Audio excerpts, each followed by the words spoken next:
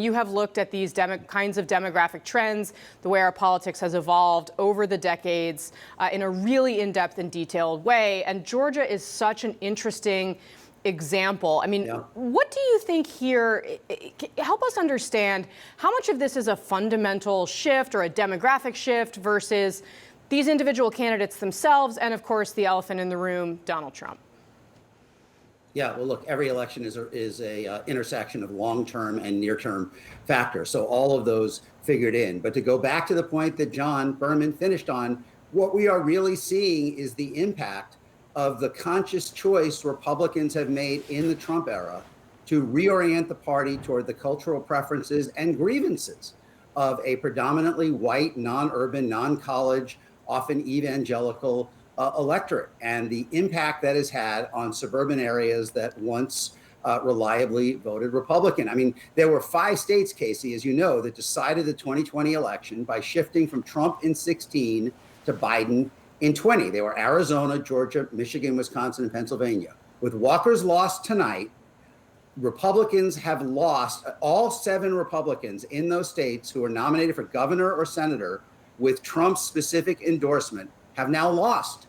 And they've lost in a very consistent way by having the suburban areas move sharply against them. It wasn't just Gwinnett and Cobb. It was Oakland in Michigan, Delaware and Montgomery in Pennsylvania, Maricopa in Arizona, and Dane County in Wisconsin. So there's a consistent pattern here of these big, populous, thriving population centers in the metro areas rejecting the Trump era definition of the party, and their increased strength in the rural areas not being quite enough to overcome that.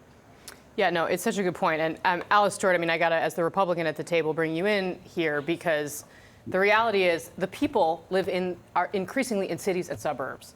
And the party is increasingly, as Ron very clearly laid out, focusing on a message that appeals to rural voters. And there are simply not enough of them to win national elections. And, you know, we're seeing it in control of the Senate. There's obviously very narrow control of the House on the Republican side. Almost not enough that I'm not even sure exactly what we can take away from the way the House switched this year. But, I mean, how can Republicans win back these voters that they need to win if they want the White House back? Well, they can start with nominating quality candidates. Candidate quality was the big factor in a lot of these races that Ron mentioned that we lost. People that were flawed candidates that were backed by Trump, election deniers, were okay with the January 6th, the insurrection at the Capitol. That did not sit well with voters. So getting quality candidates that focus on issues that are important to voters is really important. And this, I think, will go a long way to what I'm going to say next. Ronna McDaniel, chairwoman of the Republican National Committee, she was put in that position in 2017. Since she has been in that position, Republicans have not won across the board in any races since she has been in office.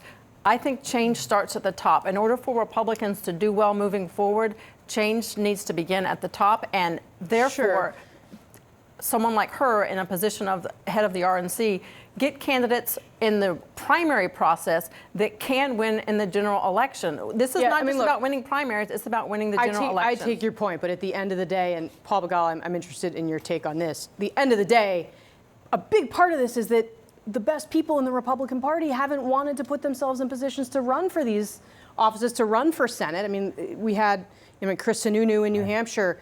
There were others kind of across the map that Mitch McConnell really wanted to run and who didn't run because nobody wanted anything to do with Trump. I mean, how do they solve that problem? Right. We're not talking about the Maryland Senate race because the incumbent won in a landslide Democrat because Larry Hogan, the incredibly popular Republican governor of one of the most Democratic states, didn't want anything to do with politics in the time of Trump in the U.S. Senate. I mean, he's going to run for president, but yes. Well, and we wish him well.